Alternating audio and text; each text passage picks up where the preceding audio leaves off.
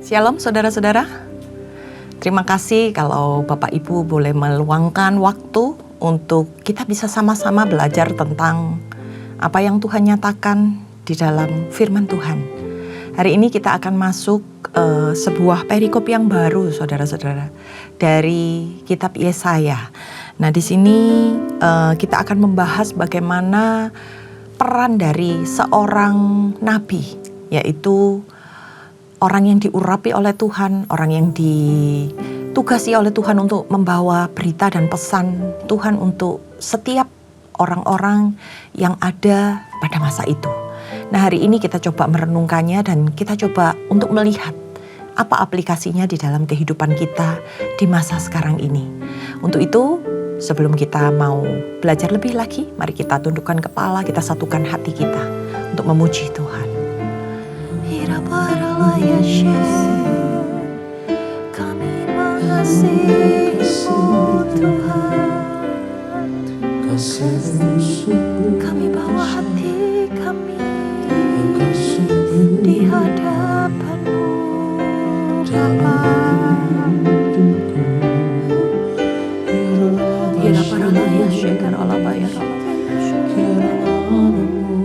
Kau yang terbaik Tuhan. Terima kasih Bapa.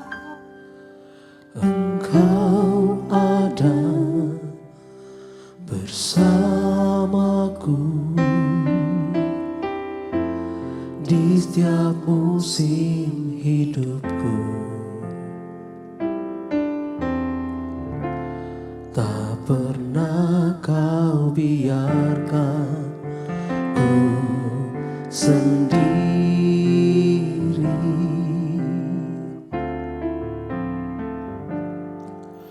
Kekuatan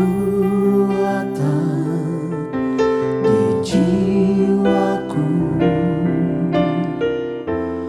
adalah bersamamu.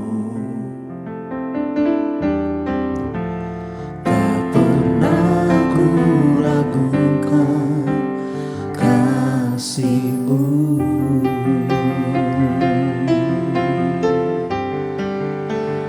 Bersamamu Bapa, ku lewati semua perkenanan-Mu yang teguhkan hatiku. Engkau yang bertindak, memberi pertolongan.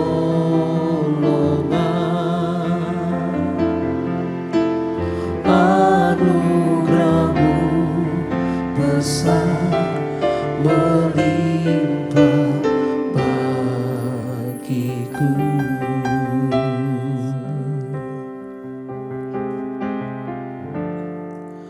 Engkau ada bersamaku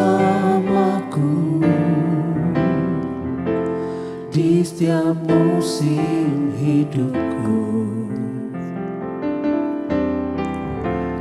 Tak pernah kau biarkan ku sendiri.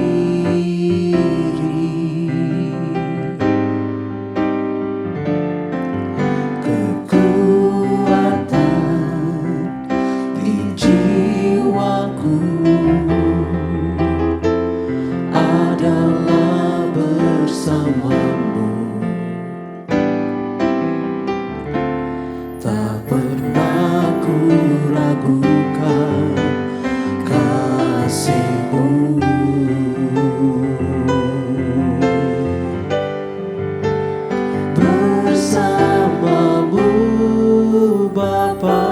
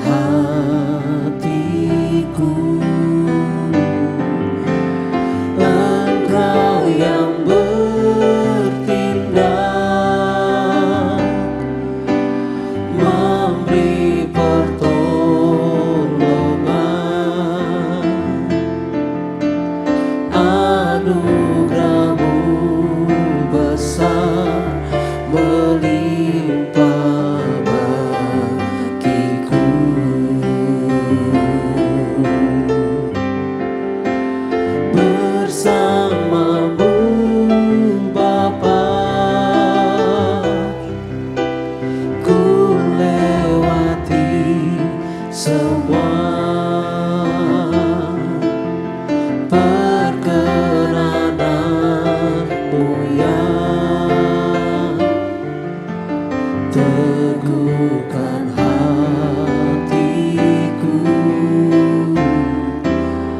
Engkau yang bertindak, memberi pertolongan. Anugerah-Mu besar melimpah bagiku.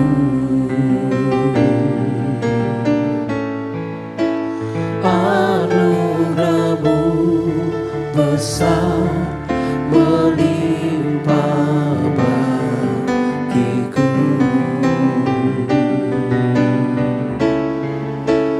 Anugerah-Mu besar melimpah bagiku. Anugerah-Mu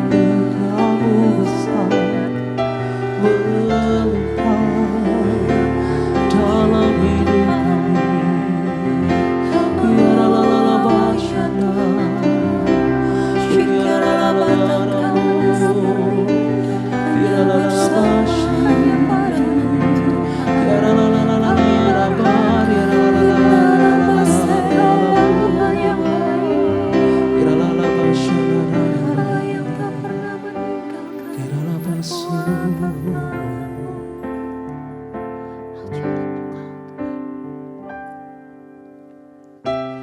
Engkaulah perisaiku saat badai hidup menerpaku. Firman-Mu di dalamku tenangkan jiwaku. Engkaulah perisaiku saat badai hidup menerpaku. Firman-Mu di dalamku tenangkan jiwaku. Ku kan berdiri di tengah badai dalam kekuatan yang Kau berikan. Sampai kapanpun ku kan bertahan, karena Yesus selalu menopang. Ku kan berdiri di tengah badai dalam kekuatan yang Kau berikan. Sampai kapanpun ku kan bertahan, karena Yesus selalu menopang. Karena Yesus selalu menopang. Karena Yesus selalu menopang hidupku.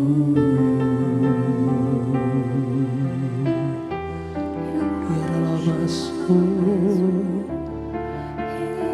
biarlah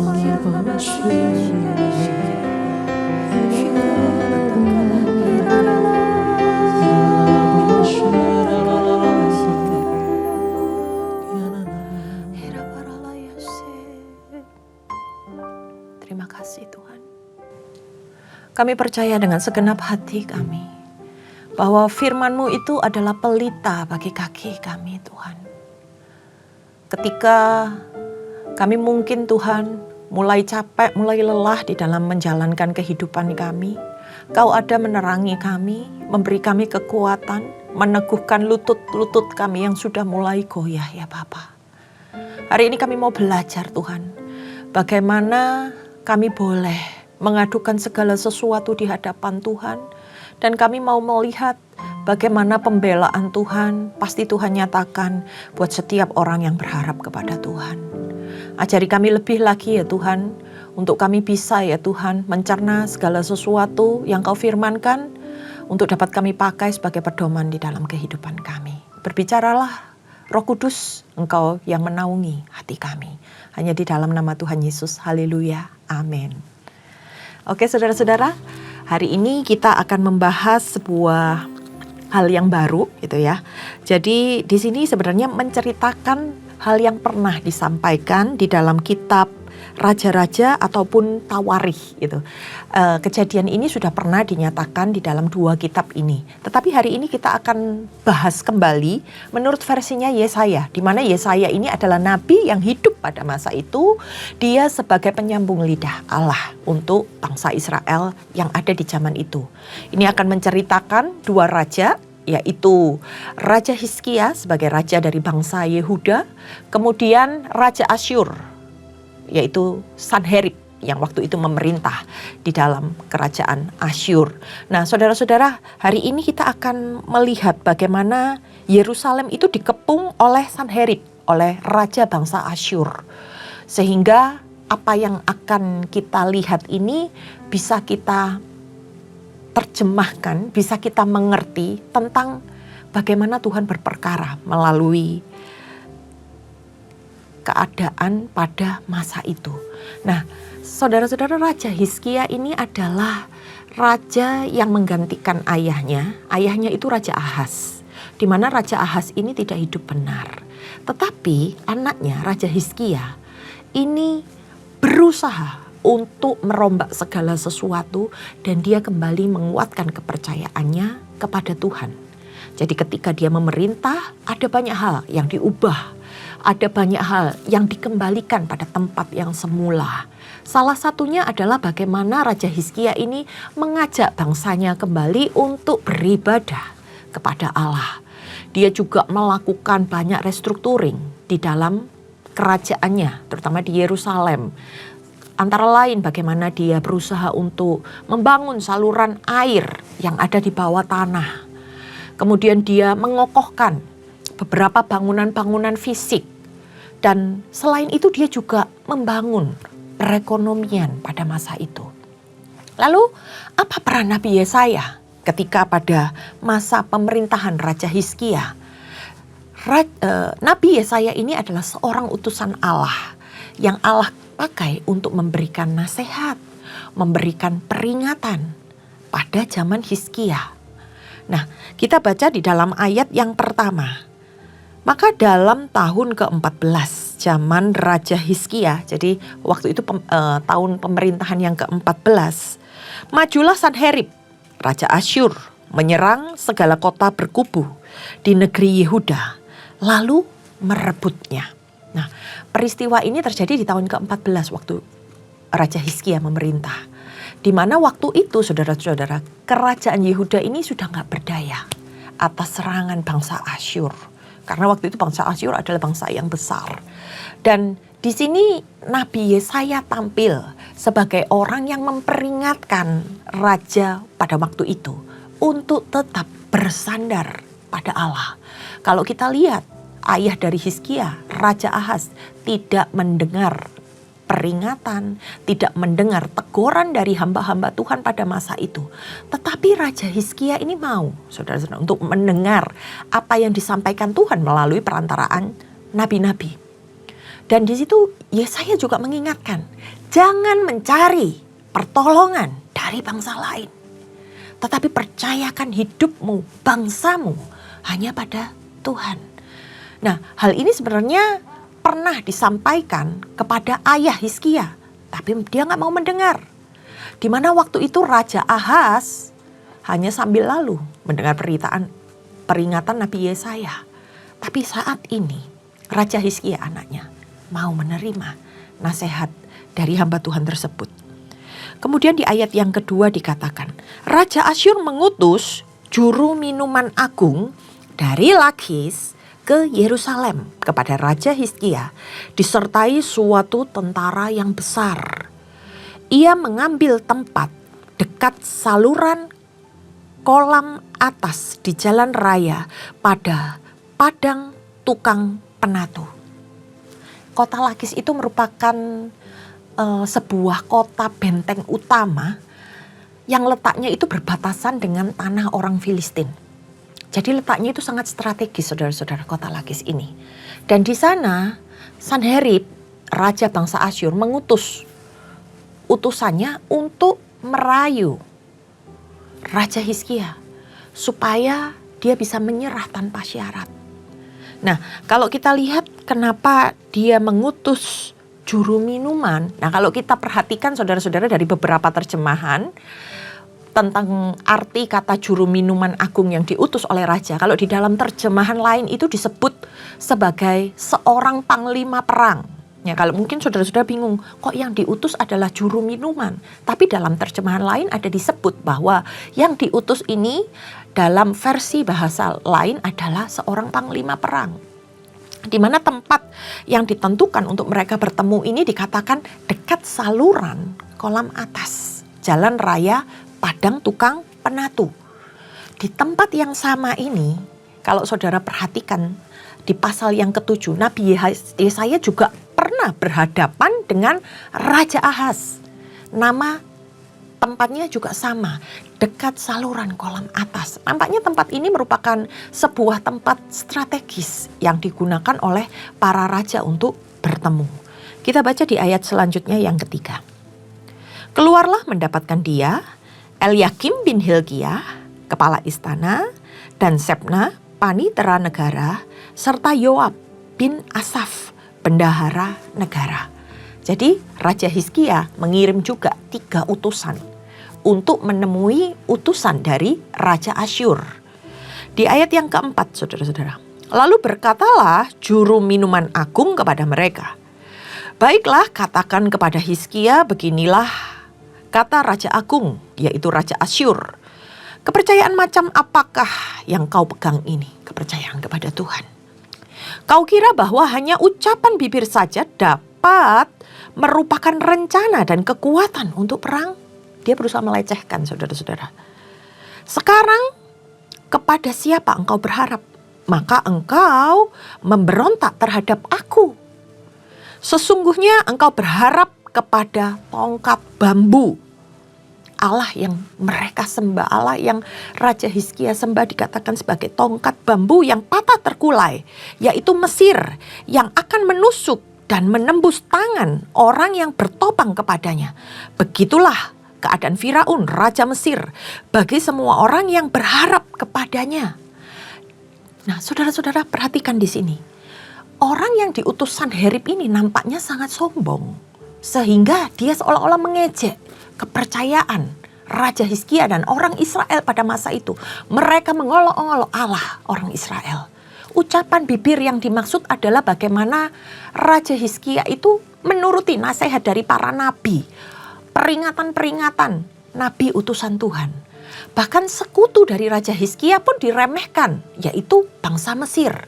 Mereka dikatakan, apakah mereka bisa menolong Hizkia untuk memberontak? Nah, waktu itu dikatakan sebagai tongkat bambu yang patah terkulai. Begitu mereka itu merendahkan panutan atau orang yang diandalkan oleh Hizkia pada masa itu. Dan kemudian di ayat yang ke-7 dikatakan, dan apabila engkau berkata kepadaku, kami berharap kepada Tuhan, Allah kami. Bukankah dia itu yang bukit-bukit pengorbanannya dan mesbah-mesbahnya telah dijauhkan oleh Hizkia sambil berkata kepada Yehuda dan Yerusalem, di depan mesbah inilah kamu harus sujud menyembah. Orang ini tahu tentang usaha-usaha yang dilakukan oleh Raja Hizkia pada masa itu, bagaimana dia ingin memulihkan kepercayaan bangsanya kepada Allah yang seharusnya mereka sembah. Nah, di situ utusan dari Sanherib ini melecehkan sikap Hizkia yang berusaha mengembalikan kepercayaannya. Bahwa apa yang dilakukan itu menyakitkan hati Raja Asyur. Karena apa? Mereka menanamkan pada bangsa Israel waktu itu, Raja Asyur, bagaimana mereka harus percaya kepada Allah-Allah mereka. Di mana ada bukit-bukit pengorbanan, mesbah-mesbah yang dipengaruhi dengan kebudayaan Asyur pada saat mereka menjajah bangsa tersebut. Di ayat yang ke-9, maka sekarang baiklah bertaruh dengan tuanku, Raja Asyur. Aku akan memberikan 2.000 ekor kuda kepadamu jika engkau sanggup memberikan dari pihakmu orang-orang yang mengendarainya. Bagaimanakah mungkin engkau memukul mundur satu orang perwira tuanku yang paling kecil? Padahal engkau berharap kepada Mesir dalam hal kereta dan orang-orang berkuda. Sekarang pun adakah di luar kehendak Tuhan aku maju melawan negeri ini untuk memusnahkannya? Tuhan telah berfirman kepadaku, majulah menyerang negeri itu dan musnahkanlah itu. Wah, saudara-saudara, ini utusan dari Sanherib ini menyombongkan dirinya. Dia menantang akan memberikan 2.000 ekor sebagai sindiran tentang keadaan bangsa Israel waktu itu. Dianggap bahwa yang dilakukan Hizkia itu adalah meminta pertolongan pada bangsa Mesir, itu tidak akan bisa mengimbangi kekuatan dari bangsa Asyur. Bahkan di ayat yang selanjutnya, ucapan dikeluarkan dengan meremehkan seorang perwira yang paling kecil saja tidak akan mampu dipukul mundur oleh Raja Hizkia. Dan mulai menghujat, dia mengatakan bahwa Allah Israel itu gak akan sanggup melawan kekuatan bangsa Asyur pada waktu itu. Perhatikan di ayat selanjutnya, saudara-saudara.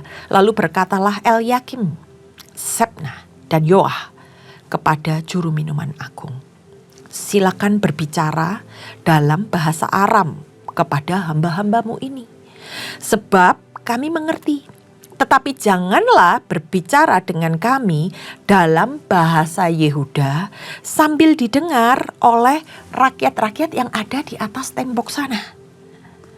Tetapi mereka berusaha nego ya saudara-saudara. Tetapi juru minuman agung berkata, adakah tuanku mengutus aku untuk mengucapkan perkataan-perkataan ini hanya kepada tuanmu dan kepadamu saja?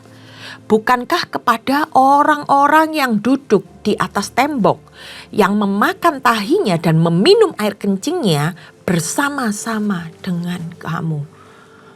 Saudara-saudara perhatikan, yang ada di sini semua kata-kata kasar, serupa dengan kata-kata makian yang dikeluarkan oleh utusan Sanherib. Nah, utusan dari Raja Hizkia itu meminta supaya bahasa diplomatik waktu mereka bertemu saat itu, mereka menggunakan bahasa Aram karena mereka paham akan bahasa Aram, sehingga apa yang disampaikan itu tidak perlu didengar oleh rakyat yang mereka ada di bagian atas tembok-tembok tersebut dengan ikut mendengarkan apa yang mereka percakapkan. Tapi utusan itu menolak, utusan dari Raja Asyur ini menolak. Karena dia bilang, saya juga ingin supaya kata-kata yang disampaikan ini juga didengar oleh rakyat-rakyat mereka dengan bahasa yang mereka mengerti, yaitu bahasa orang Yehuda. Dan kemudian mereka malah ikutan mengeluarkan kata-kata makian, kata-kata kasar yang berusaha untuk menjatuhkan orang-orang bangsa Yehuda pada masa itu. Di ayat yang ke-13, kemudian berdirilah juru minuman agung dan berserulah ia dengan suara nyaring dalam bahasa Yehuda. Jadi ini dipertegas lagi saudara-saudara. Ia berkata, dengarlah perkataan Raja Agung, Raja Asyur. Beginilah kata Raja, janganlah Hizkia memperdayakan kamu, sebab ia tidak sanggup melepaskan kamu. Janganlah Hizkia mengajak kamu berharap kepada Tuhan dengan mengatakan, tentulah Tuhan akan melepaskan kita. Kota ini tidak akan diserahkan ke dalam tangan Raja Asyur. Janganlah dengarkan Hizkia, sebab beginilah kata Raja Asyur. Adakanlah perjanjian penyerahan dengan aku dan datanglah keluar kepadaku. Maka setiap orang daripadamu akan makan dari pohon anggur dan dari pohon aranya, serta minum dari sumurnya.